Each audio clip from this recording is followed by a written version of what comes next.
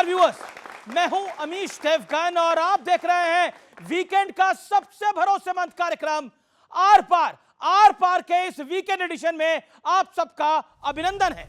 नवरात्र शुरू हो चुके हैं और ईद की भी तैयारी है, लेकिन त्योहारों के इस मौसम में सियासत भी बहुत भारी है। हर कोई अपने अपने हिसाब से सियासी चाल चल रहा है। संसद में वक्फ बिल के पेश होने की उल्टी गिनती शुरू हो चुकी है और इसके खिलाफ विपक्ष ने अभी से ही माहौल बनाना देश में शुरू कर दिया है। आरोप तो यहां तक लग रहे हैं कि भारतीय जनता पार्टी मुसलमानों के साथ भेदभाव कर रही है। संभल को प्रयोगशाला बनाया जा रहा है, लेकिन एक तरफ यह खेल चल रहा है और दूसरी तरफ औरंगजेब के नाम पर शुरू हुई सियासी लड़ाई हिंदू राजाओं को गद्दार कहने तक पहुंच गई है। लेकिन बड़ा सवाल यह है, क्या विपक्ष की पूरी सियासत वोट बैंक को साधने के इर्द गिर्द इस समय घूम रही है? आज जनता जनार्दन के बीच देश का नंबर 1 पब्लिक डिबेट शो इसी सवाल पर होगा सबसे बड़ा सियासी मंथन।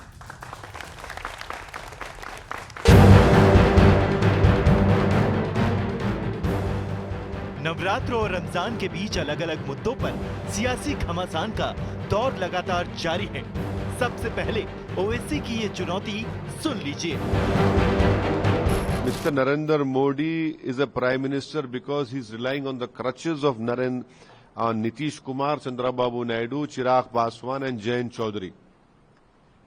If these four parties do not support this unconstitutional bill, then this bill will not become a law. But if they support BJP, I am cautioning and warning them that Muslims will never forgive them. चर्चा है कि ईद के बाद सरकार संसद में वक्फ bill लेकर आ सकती है, लेकिन इससे पहले ही अपने अपने हिसाब से सियासी माहौल बनाने का सिलसिला शुरू हो चुका है। तो भारतीय जनता पार्टी भेदभाव बढ़ाती है, मुसलमान भाइयों का उनके साथ भी खिलवाड़ कर रहे हैं। ना हम डरेंगे ना हम डराएंगे, नमाज भी होगी, त्योहार भी मनाएंगे, कोई नहीं रोक सकता है। जब भंडारे के लिए रास्ता रोक सकते हैं आप, कांवड़ यात्रा के लिए कई दिनों तक हाईवे को जाम कर सकते हैं आप, ईद के नमाज के लिए आप व्यवस्था नहीं कर सकते। इस बीच मुगल आक्रांताओं और हिंदू राजाओं के बीच भी घमासान जारी है। ये अपमानजनक जो दलितों के खिलाफ हो रहा, ये कभी नहीं सहन करेंगे।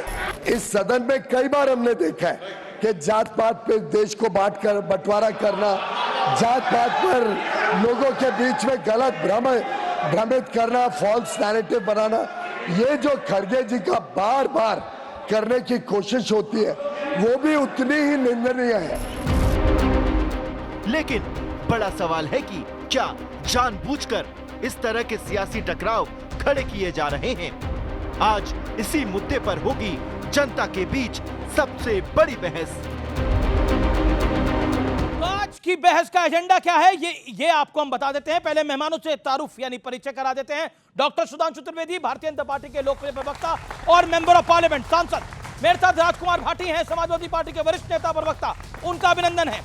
मेरे साथ स्वामी दीपांकर जी हैं, उनका अभिनंदन है। आध्यात्मिक गुरु विवेक श्रीवास्तव हैं, लेफ्ट के नेता, उनका अभिनंदन है। मेरे साथ मौलाना साजिद रशीदी साहब हैं, उनका अभिनंदन है। सुधांशु त्रिवेदी है, राजकुमार भाटी, एक एक करके जवाब दे रहा है। एक सवाल आपसे, एक सवाल राजकुमार भाटी से। राजकुमार भाटी, गौशाला को दुर्गंध कहना गलती है समाजवादी पार्टी की? 5 सेकंड में जवाब। हम गौपालक हैं, हम गाय की सेवा करते हैं। गौशाला में दुर्गंध नहीं है, गौशाला में जो भ्रष्टाचार है उसमें दुर्गंध। ओके, सुधांशु त्रिवेदी, इत्र से, हाँ आप ही की बात आ रहा हूं, इत्र में इत्र वालों से खुशबू आ रही है और गौशाला वालों से बदबू आ रही है, क्यों? 5 सेकंड। रामचंद्र कह गए सिया से ऐसा कलयुग आएगा, गोपालक श्री यदुवर कुल में एक ऐसा कुल घालक आएगा जिसे बकरा कटने में खुशबू मिलेगी और गाय में बदबू पाएगा। जी, अगला सवाल मेरा, अगर गौशाला से दुर्गंध आ रही है तो कभी मीट की दुकान से दुर्गंध आई है आपको या आपकी पार्टी को? 5 सेकंड में जवाब। कभी बोला आप लोगों ने? मैं शुद्ध शाकाहारी हूं, मैंने जीवन में कभी मांस। मैं आपकी पार्टी की बात कर रहा हूं। मेरी बात सुन लीजिए, सवाल मुझसे पूछ जी। मैंने कभी जीवन में मांस नहीं खाया, लेकिन कोई मांस खाया तो मुझे उससे नफरत भी नहीं है। ठीक है। रही बात ये, गौशाला में मैंने पहले भी कहा, फिर दोहरा रहा हूं, 5 सेकंड ही है। गौशाला में दुर्गंध नहीं है, उसके भ्रष्टाचार में दुर्गंध। ओके ओके, ये बार बार एक लाइन को बोलना कि आखिरकार भारतीय जनता पार्टी नफरत का एजेंडा फैला रही है, इस बात में कितना दम है? उन नफरत का एजेंडा जो है आज के इस इंफॉर्मेशन बूम के दौर में चिन्ह होता नजर आ रहा है, इसलिए समस्या है। ओके, इसीलिए एक लाइन में कह दूं, सच जरा सा घटे या बढ़े तो सच सच ना रहे, मगर झूठ की तो कोई इंतहा नहीं। लाख चेहरे बदल के आ जाते हैं ये, पर आईना कमबख्त झूठ बोलता है। ओके ओके, राजकुमार भाटी, सड़क पर नो नमाज क्या जायज है? ये फरमान, सड़क पर नो नमाज क्या जायज है? ये फरमान नहीं, सड़क पर कोई भी धार्मिक गतिविधि नहीं होनी चाहिए, लेकिन अगर मस्जिद के आगे, मस्जिद में ज्यादा नमाजी आ जाते हैं और 10-20 लोग बाहर तक आ जाते हैं तो कोई इतना बड़ा गुनाह नहीं है। ओके, बड़ा महत्वपूर्ण सवाल है सुधांशु त्रिवेदी, सोच समझ के जवाब दीजिएगा। मोदी के हिंदुस्तान में, मोदी के देश में क्या इस देश का मुसलमान सुरक्षित है? यदि ये नहीं होता तो ये मांग नहीं करते कि सीए में पाकिस्तान और बांग्लादेश के मुसलमानों को क्यों नहीं मान्यता दे रहे हो। इसका मतलब ये खुद कह रहे हैं कि परचमे हिलाल के झंडे तले दामने रहमत की सरजमी में मुसलमान महफूज नहीं है, मोदी के हिंदुस्तान में महफूज है। मोदी के हिंदुस्तान में मुसलमान सुरक्षित है? राजकुमार भाटी, पहली बात तो हिंदुस्तान मोदी का नहीं है, सवाल है 142 करोड़ सरकार है, इसलिए पूछ रहा हूं, मोदी की सरकार में मुसलमान सुरक्षित है? हमें इस हिंदुस्तान पर गर्व है, यहाँ हर कोई सुरक्षित है जी। ये देश सेकुलर है, ये कितनी भी कोशिश करें इस देश का भाईचारा टूटेगा। ठीक है, अच्छा ओके, औरंगजेब से जो कहानी शुरू हुई वो राणा सांगा तक गई, एजेंडा क्या लगता है? एक लाइन में एजेंडा क्या लगता है सुधांशु त्रिवेदी? एजेंडा केवल यह है कि 20% अपना है, 80 में टुकड़े करना है। ओके, आपसे आखिरी सवाल है और संभल के जवाब दीजिएगा इसका। क्या आपको लगता है औरंगजेब से राणा सांगा तक आपसे गलती हो गई और कहना चाहिए राणा जी माफ करना, गलती मारे से हो गई? ऐसा इस दुनिया में कोई इंसान नहीं है जिससे कभी गलती ना होती हो। तो मान रहे गलती हुई है? नहीं, आपके औरंगजेब और उसमें गलती हुई है। देखिए, मैं आपके सवाल का ईमानदार और गंभीर जवाब बिल्कुल दीजिए। चाहे गलतियां हुई हों किसी से भी, लेकिन जब ये औरंगजेब उठाएंगे तो जसवंत सिंह और जयसिंह भी उठेंगे साथ में।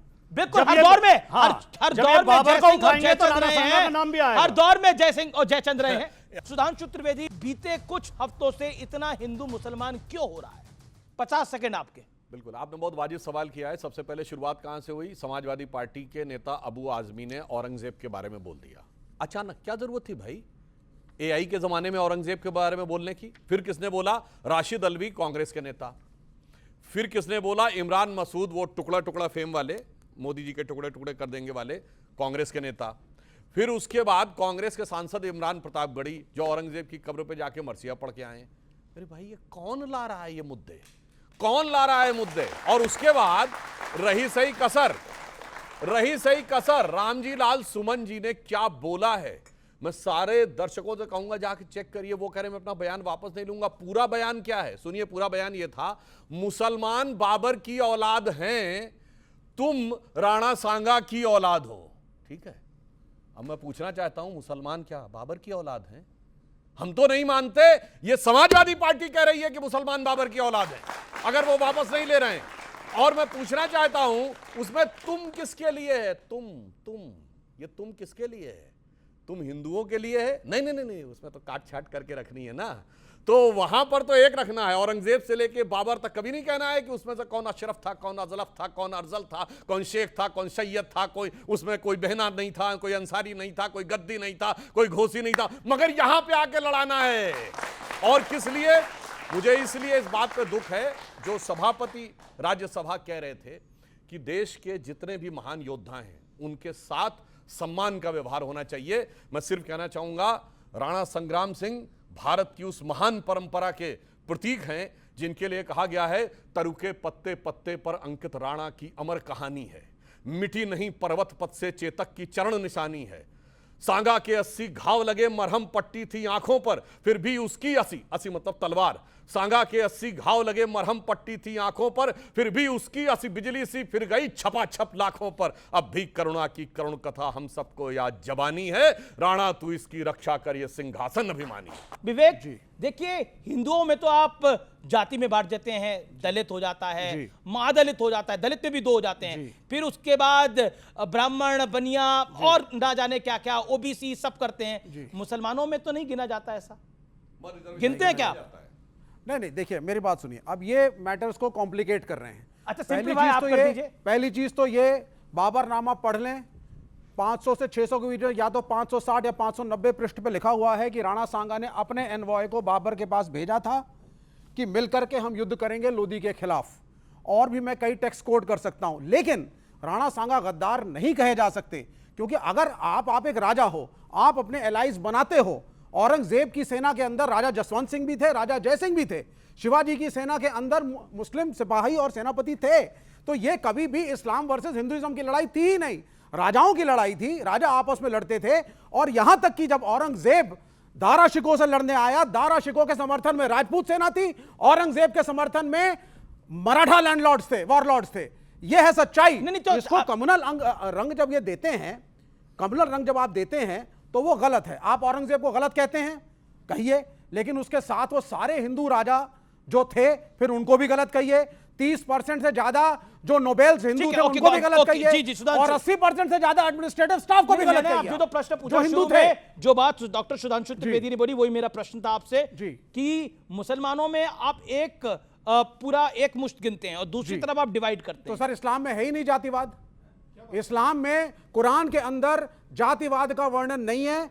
हमारे धर्म में 4 वर्ण, गीता में, वेदों, हर जगह पे हमारे यहाँ वर्ण हैं। ये कहेंगे आप कह रहे हैं इस्लाम में वर्ण होता है, जाति नहीं होती। ये कहेंगे वर्ण होता है, जाति नहीं होती, लेकिन क्लियरली भगवत गीता में 4 वर्ण है। अच्छा नहीं, इस्लाम में जाति नहीं होती, हाँ, क्रिश्चियनिटी में भी जाति नहीं होती, नहीं होती, ठीक है ना। कोई भी पंडित मौलाना बन सकता है, कोई भी चर्च का फादर बन सकता है। हमारे यहाँ ये अधिकार सिर्फ एक जाति को है। एक सेकंड, वो कह रहे कि पसंदीदा मुसलमान बताइए जो मुल्ला, मौलवी, मुफ्ती, मुकर्रम, हाजी, हाफिज बनाओ, बताइए। मैं बताता हूं, दर्जनों हमारे शेड्यूल कास्ट हैं।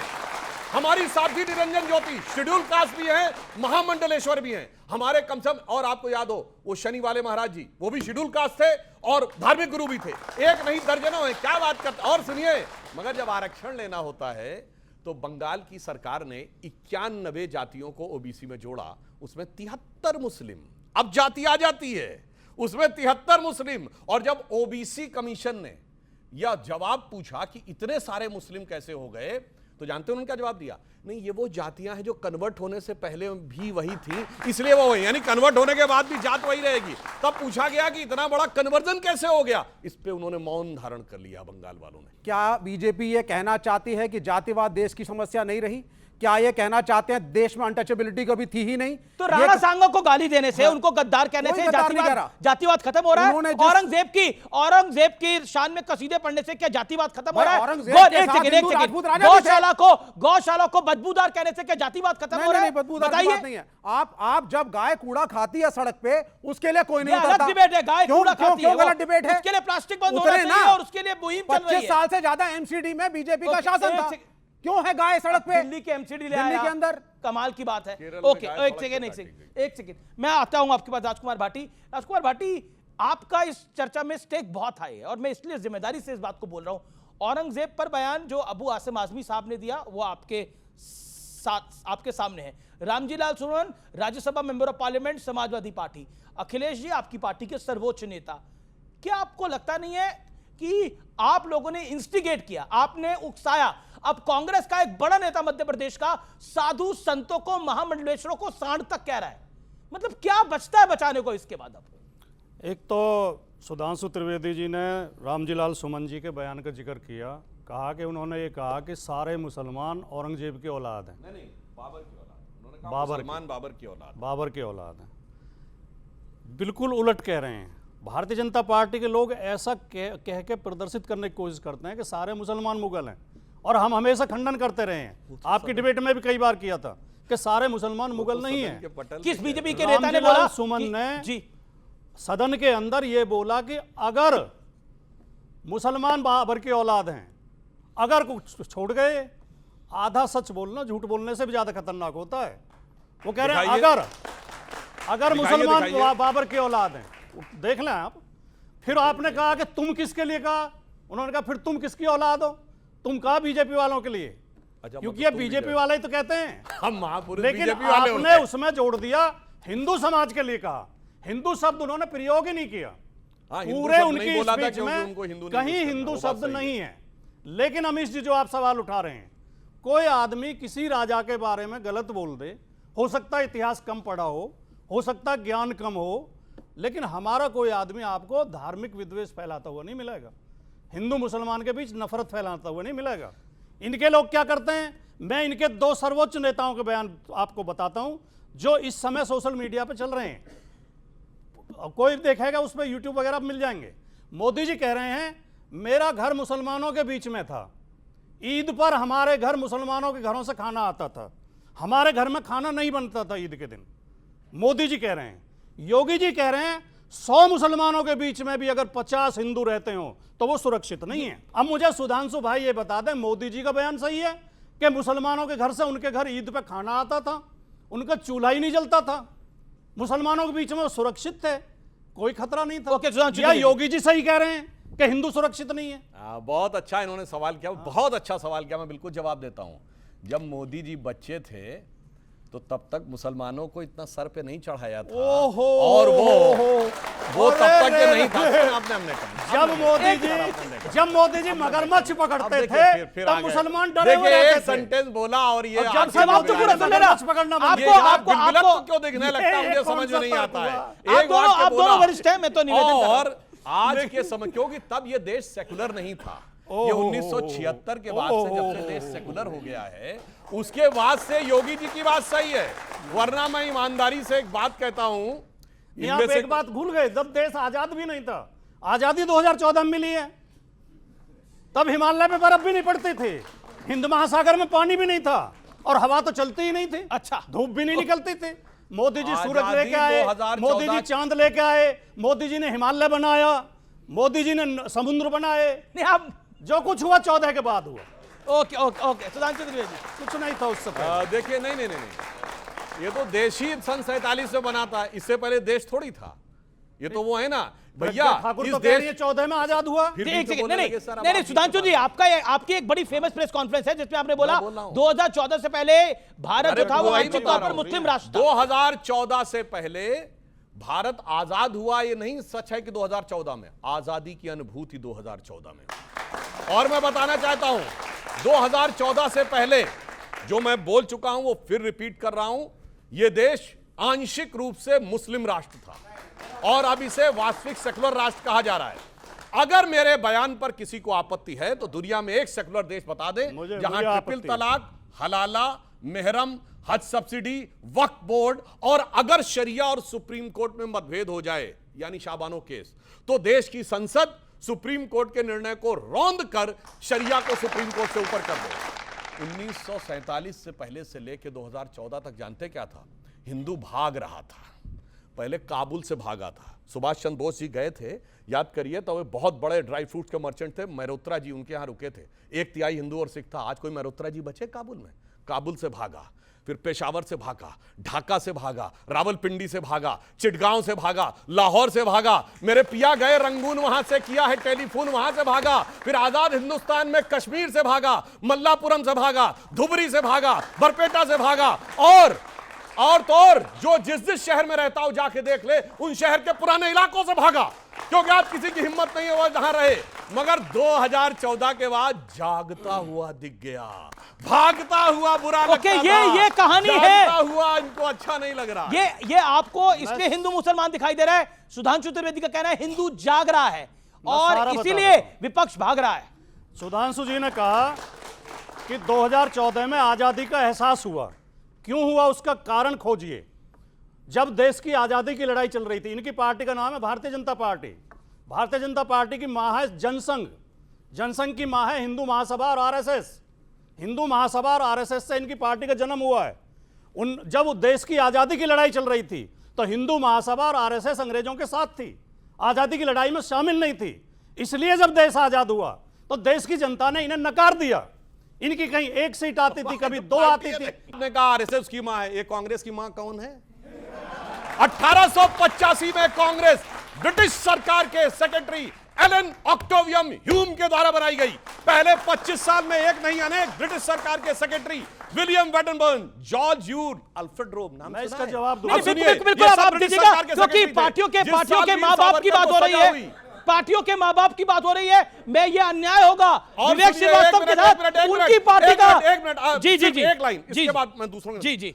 और कौन किसको बाप मानता था मैं बताना चाहता हूं। सन 47 में से पहले अंग्रेजों ने रूल बना रखा था कि भारत का बजट शाम 5 बजे आएगा, चूंकि लंदन में 11 बजते थे। 1997 तक 5 बजे शाम को प्रस्तुत होता रहा। अटल जी की सरकार में चेंज हुआ। बोलो भाई कौन बाप बना के रखा था? 1968 तक किसने जॉर्ज की मूर्ति इंडिया गेट पे रखी हुई थी? आपको पता है? आजादी मिली 47 में, 48 तक माउंटबेटन क्यों रहा गवर्नर जनरल? बताओ, भारत का पता है? 1949 तक आर्मी चीफ अंग्रेज रहा।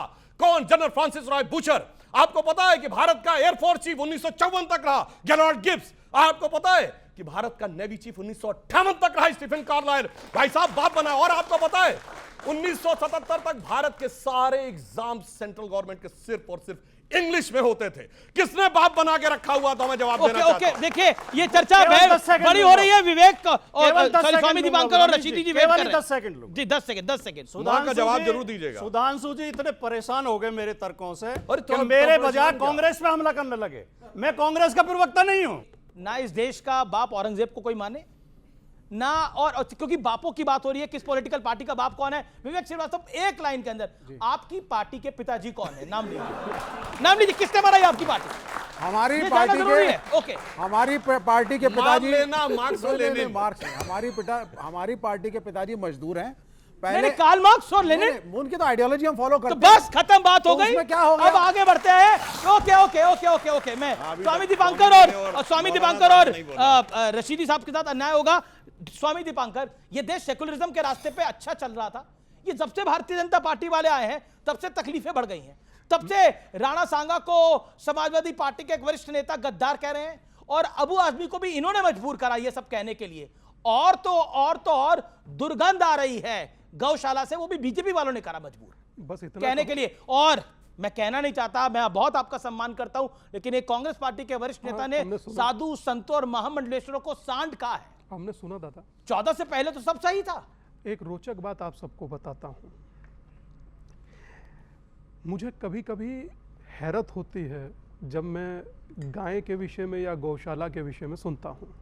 आपने भी सुना होगा, भगवान कृष्ण ने अपने हाथ पे गोवर्धन पर्वत ही उठाया था, क्योंकि गाय को मां माना जाता है।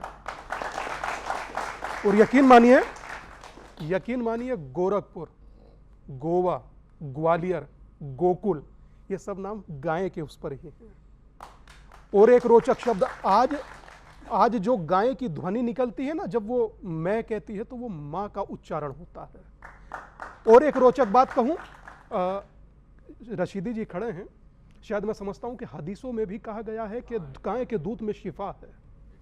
आप सोचिए कि जिस गाय को लेकर के इतनी महत्वता पूरी दुनिया में बड़े लोगों ने कही, अवतारों ने कही या बड़े महापुरुषों ने कही, एक अगर ग्वाला ये बात कहे कि दुर्गंध आती है तो बड़ा रोचक होगा। पर इत्र से तो खुशबू ही आती है। नहीं, वो मैं मात्र इतना कहूंगा, देखिए मैं अखिलेश जी का सम्मान करता हूं, मैं मात्र इतना कहूंगा कि ये वोट का इत्र है, ये हमेशा सुगंधित ही रहता है। मगर एक नहीं, अखिलेश जी ने यह भी बोला कि मुसलमानों को तकलीफ दी जा रही है। अखिलेश जी क्या, उनकी पार्टी के कई नेता ये बात कह रहे हैं, ओवैसी भी यही बात कह रहे हैं। मैं दो तीन बात कहूंगा। आपने अभी देखा झारखंड में शिव की बारात पर पथराव, उससे पहले रामनवमी पर पथराव, उसके बाद आज वर्तमान 2 दिन पहले फिर पथराव, और उसके आप मुरादाबाद आ जाइए, महिलाएं कीर्तन कर रही थी, उन्हें कीर्तन करती महिलाओं पर पथराव। आप नागपुर चले जाइए, आईपीएस का हाथ कुल्हाड़ी से काट दिया गया, महिला आईपीएस की वर्दी नोच ली गई, नोचने की कोशिश की गई। उससे आगे आ जाइए, कश्मीर में क्या हुआ, उससे आगे चले जाइए, हिंदुकुश में क्या हुआ, कांधार में क्या हुआ, उसके बाद वर्तमान केरला फाइल झूठ लग रही है तो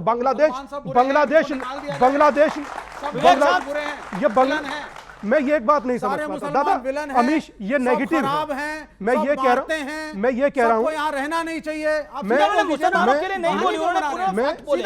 अगर मेरे फैक्ट्स में कमी हो तो प्लीज आप लोग चेक कीजिए।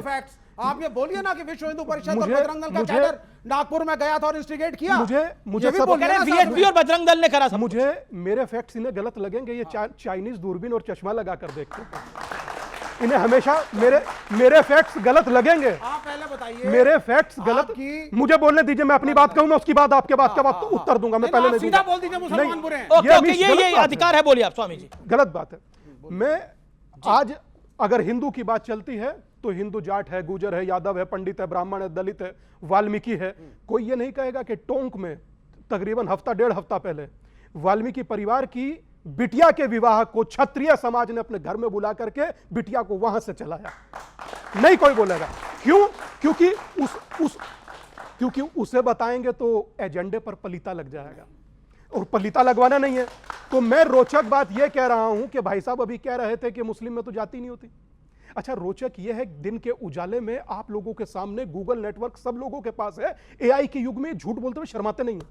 4% मुस्लिम को, गरीब मुस्लिम को कहा कि सरकारी उसमें ठेके में आरक्षण दिया जाए। 1 करोड़ का ठेका अगर जो गरीब है तो ले पाएगा? मतलब जवाब रशीदी जी, ये क्यों, ये राजनीति ऐसी हो गई है, ये राजनीति ने इस तरह से मजबूर कर दिया है। पहले तो ऐसा नहीं होता था कि राणा सांगा के लिए कोई गद्दार शब्द का इस्तेमाल करे और औरंगजेब की तारीफ करे इतने बड़े मन से, क्यों हो रहा है? और साधु संतों को सांड कहा जा रहा है। देखिए, सबसे पहले तो मैं आपको एक चीज़ बताना चाहता हूँ, आज मुझे बड़ी खुशी है। हिंदू मुसलमान में नहीं हो रहा है, हिंदू में हो रहा है, ये मुझे बड़ी खुशी है। हम एक साइड हो गए, बहुत अच्छी बात है। मतलब हम लोग लड़े, इन्हें खुशी है। नहीं, उनको पता है लड़ने वालों को। मैं जो कह रहा हूँ सुन तो लीजिए महाराज। कमाल कर दी महाराज, आप तो गलत ले गए उस बात को। मैं सही लेकर दूसरी गए। दूसरी बात ये कि मुसलमान के लिए औरंगजेब हमारे लिए आइडियल नहीं है। औरंगजेब कौन कर रहा है? हम तो नहीं कर रहे हैं। आपके बगल में नहीं, जो भी कर रहा है जी, मेरे बगल में तो सारे खड़े हैं। नहीं, जो बिल्कुल पास खड़े हैं, नहीं सभी कर रहे हैं। जो पास खड़े और जिनसे आपको आस है, देखिए आपकी हम दो मुस्लिम हिंदू धर्म गुरु हैं, हमें दोनों को नहीं बोलने दे रहे हो आप। मेरे पीछे आप पड़ गए, उनके पीछे वो पड़े हुए थे। मैं ये कहना चाहता हूँ, देखिए, औरंगजेब हो या कोई भी हो, जिसमें थोड़ी बहुत जो भी आस्था है, उन प्रतीकों को क्यों छेड़ा जाए? संघ के एक बड़े आदमी ने कहा, बड़े नेता ने कहा, आपने भी सुना होगा, वो कहा कि भाई औरंगजेब पर अब बात करना ये तार्किक नहीं है। सुनील अंबेडकर जी ने। हाँ, बिल्कुल अच्छी बात नहीं है। ये बिला वजह के राजनीतिक मामले हैं सारे के सारे। अब समाजवादी के एक नेता ने औरंगजेब की बात को उठाया और बैकआउट कर गए, यानी उन्होंने ये साबित कर दिया कि मुझे जानबूझकर कहलवाया गया मुझसे, और मैं कुछ नहीं जानता। किसने कहलवाया आपकी राय में? आपकी राय में किसने कहलवाया? वो छोड़िए उस बात। क्यों छोड़े? नहीं, आप छोड़ने वाले कहां? आप तो पकड़ने वाले हो। किसने कहलवाया? ये समाजवादी के लोग कह रहे हैं ना इस बात को। समाजवादी के लोग ही कह रहे हैं कि उनसे कहलवाया गया। अब ये इनसे पूछे कि किसने कहलवाया है। अच्छा, अभी पूछ लेता हूं, किसके इशारे पे बोला गया? खुलासा तो कर दीजिए अगर आप बोलना चाहें तो। नहीं, वो बहुत समझदार नेता, किसी के इशारे पे नहीं बोलते हैं, अपनी मर्जी से बोलते हैं। किसी के इशारा, हाँ, पार्टी के इशारे पे तो बोलते हैं। मैं भाटी जी से एक बात पूछना चाहता हूँ। पूछिए। मुसलमान की राजनीति कर रहे हैं आप, और एक जमाने से कांग्रेस के प्रवक्ता है नहीं, आप समाजवादी के प्रवक्ता हैं, इसलिए पूछ लेता हूँ। आप मुझे 5 काम ऐसे गिनवा दीजिए जो मुसलमानों के लिए समाजवादी ने किए हों। मतलब आप इस देश के मुसलमान को पहले बाबर में उलझा के रखा, फिर औरंगजेब में उलझा के रखना चाहते हैं। इनको तालीम में उलझाइए, इनको पढ़ाई में उलझाइए, इनको अब्दुल कलाम में उलझाइए। कभी कोई बुरहान वानी में उलझाने का प्रयास करता है कश्मीर से। ये जवाब दे दे, मैं फिर एक बात कहूंगा। जी भाटी साहब 100% आपकी बात से सहमत हूं। औरंगजेब बाबर पर चर्चा करने से मुसलमान को ना हिंदू को कुछ नहीं मिलने वाला। मुसलमान के लिए शिक्षा चाहिए, रोजगार चाहिए, सम्मान चाहिए, बराबरी चाहिए, भाईचारा चाहिए। बड़ी अच्छी बात। तो राणा सांगा को गाली तो नहीं चाहिए ना? समाजवादी पार्टी ने क्या किया, इन्होंने ये पूछा। बीजेपी ने क्या नहीं किया और समाजवादी पार्टी ने क्या किया? आप अपना बताइए। हाँ, मैं बता रहा हूँ।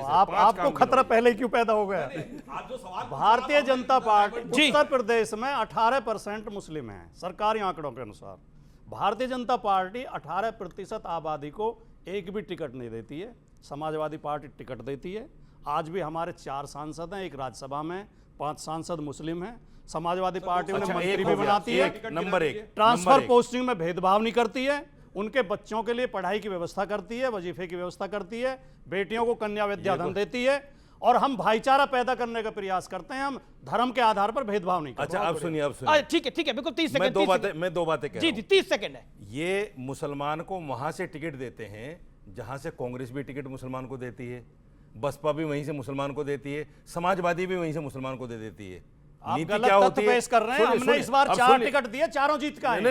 अरे कमाल की चारों बात है। जीत का है। अक्सर मुसलमान हारते हैं, अक्सर जहां मुसलमान 4 देंगे, जब हम 16 दे देंगे। सुधांशु जी, जिस दिन आप 4 देंगे हम 16 दे देंगे। अरे ले तो मतलब खुद नहीं मान रहे 18%। अभी देखिए बोल रहे थे 18%, खुद आगे। अरे ठीक है, मैं विषय पर आता हूं।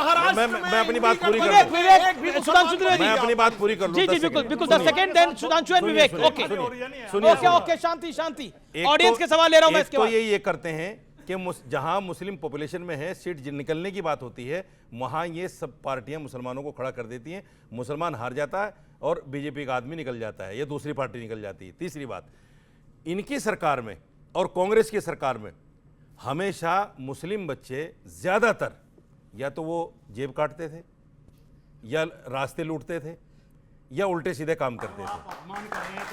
नहीं, मैं अपमान नहीं कर रहा हूं सर। मुसलमान खाली जेब नहीं काटता, मुसलमान भाई कमाल की बात, रडार भी बनाता है। अपमान नहीं है, मुसलमान ये हवाई सच्चाई जहाज भी बनाता है। ये सच्चाई।